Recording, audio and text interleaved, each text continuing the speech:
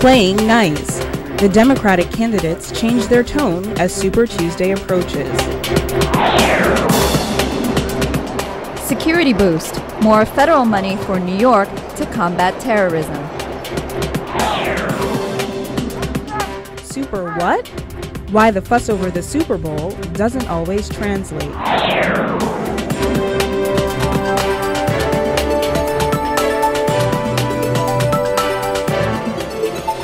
From the Columbia University Graduate School of Journalism in New York, this is Columbia News Tonight. Good evening and welcome to Columbia News Tonight. I'm Clara Busan. And I'm Janelle Burrell. We begin tonight with the race for the Democratic presidential nomination. Senators Hillary Clinton and Barack Obama faced off in the last debate before Super Tuesday. With the race tightening and stakes rising, the candidates showed a softer side. At times, it looked like a love fest. After sometimes bitter sparring between the candidates in South Carolina, it was all smiles in Los Angeles. So despite the high stakes in this campaign, the candidates last night pared back the harsh rhetoric. I spoke with some New York voters this morning who were pleased with the change in tone. Yeah, I think it was the first time in quite a while that they've been civil to each other, and I think this civility will help the Democratic Party in the long run. I really appreciate it because I feel like a united party this year is going to have a good shot at beating the Republicans. That isn't to say the presidential hopeful stopped stressing policy differences, like on giving driver's licenses to illegal immigrants. I think that I'm just in fairness, initially in a debate you said you were for it. Then you said you were against it. But even there, they remained polite. Underscore the fact that this is a difficult political issue. Yeah, I think it's a political strategy, and it's both a short-term and a long-term one. That is, I think by being friendly, they both benefited by looking presidential. Shapiro says it reflects supporters' desire for respect on the campaign trail. Hillary Clinton maintains leads in the big states like California and New York, but the race is tightening, and Obama just announced his campaign raised a stunning $32 million in January alone. Ash Reardon, Columbia News Tonight. For one group of voters, deciding between the two Democratic candidates can be really difficult. As Shira Sky reports, that's because their decision may involve both race and gender. I'm voting for Barack Obama. I plan on voting for Hillary Clinton. Young African American women are grappling with two parts of their identity. Will their race or gender determine who they vote for? We debate on, because he's a black man, that we should vote for Barack. I like Barack, not taking anything from Barack, but I just feel that Hillary is the right person for the job. What people like Sophia ultimately decide is very much on the minds of political analysts. Democrat political consultants feel that this potential dilemma will play a major role in New York City's February 5th primary. Split their votes between Hillary and Obama, because gender and race are conflicting issues. Shankoff says there's no getting around it.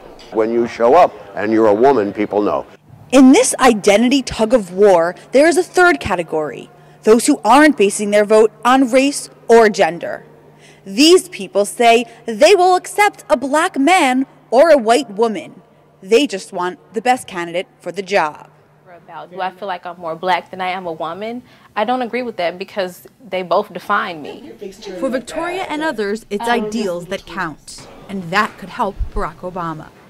He's a person that is going to give us hope again, and that is regardless of race. He could be purple, and I would still stand behind him, no matter what.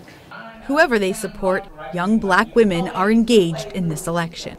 And I'm hoping that it probes and pushes us a little bit on our race and class and gender issues in this country. Regardless of the outcome, next Tuesday's primary will be historic. Shira Sky, Columbia News Tonight. At least 73 people are dead and more than 160 injured in two separate attacks on Baghdad markets today. Iraqi officials say the bombers were two mentally disabled women who may not have been willing participants in the attacks. Authorities say their explosive vests were likely set off by remote control. The attacks mark the deadliest day in Baghdad since spring. Officials believe al-Qaeda is responsible. It's the day local lawmakers have been awaiting, the decision from Homeland Security to increase the tri-state area's funding for transit security. Amalia Goro reports. Commuters throughout the tri-state area will soon have a reason to feel a lot safer. That's because the Department of Homeland Security has allocated more than $150 million to the region for its efforts to prevent terrorism. As the hub for virtually all the major transportation systems in the nation, we have additional concerns and additional risks that we have to deal with every day. The increase is a drastic change. 2 years ago, funding was at $53 million. Last year, that number increased to $98 million. This year, it will rise to over $150 million. The decision to increase funding comes after a long battle between New York politicians and Washington. City and state officials now hope to use the extra money to increase security measures such as equipment, K-9 units, and training. If you open up your newspaper and turn on your television, it doesn't take very long before you see a vivid reminder of the people in other parts of the world who are seeking to attack those of us here in the U.S. and our allies and friends who stand for civilization all over the globe. For many commuters, the increase in federal funding is a reminder that terrorism is a very real threat. It would certainly feel nice. I mean, every now and then when the train pauses between stations, I have a split-second moment of irrational fear, and it'd be nice to know that there's some extra security. While others say it doesn't really matter how much money the government grants the region, so long as they make commuters feel safe. It's psychologically got to help only because it gives the perception that there's more people around. So at least for the tourists that come into the city, they feel safer. Some security measures are expected to take effect as early as next week. Amalia Goro, Columbia News Tonight. President Bush admitted today that the economy is weakening just hours after a report that 17,000 jobs were cut last month. He said the losses were a troubling sign and urged the Senate to pass his economic stimulus plan. The Senate votes on the package Tuesday, which includes billions in tax rebates. Olivia Pratton reports on how much they are going to help. All the economic signs are indicating the economy is slowing down. The Federal Reserve Chairman and some economists feel a recession is likely. The stimulus plan is to put money back into the hands of working Americans by giving them some of their tax dollars back. But how much good will this do? Any stimulus, particularly if it is short-lived, right, so people know it's short-lived, is likely to help. Last Christmas was the worst for American retailers in 5 years, and store owners are wondering what's going to happen next. I am quite concerned, and hope for the best. Expect the worst, but hope for the best. To prevent the worst, the stimulus plan would give Americans tax rebates on a sliding scale. People who make under $75,000 a year would receive up to $600 back. Married people making up to $150,000 will get up to $1,200 back, and families will receive $300 per child. But the question is, will people actually spend their extra cash? Yes, I am getting a rebate, and I'm going to Vegas. I'm entitled to an extra $600. Right. So I should actually put half of that in their bank account so they can start saving for college. I'll spend it on my hobby, snowboarding. Others say spending it is the last thing on their minds. I'm just going to use it to pay my bills. I'm a saver.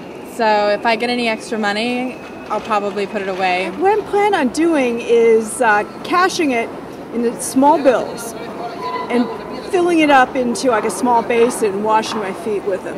But even if people spend it, it might not be what is needed. I would like to see it even more targeted, not to the income, but to the situation of those people who may be losing their homes. That would create the fastest and more targeted stimulus right now, and it is the most serious concern. Under the proposed plan, there is no relief for housing. If this package is passed, look out for your checks in the mail by June of this year. Olivia Pratton, Columbia News Tonight. Microsoft has decided to take on Google on its home turf, web searching.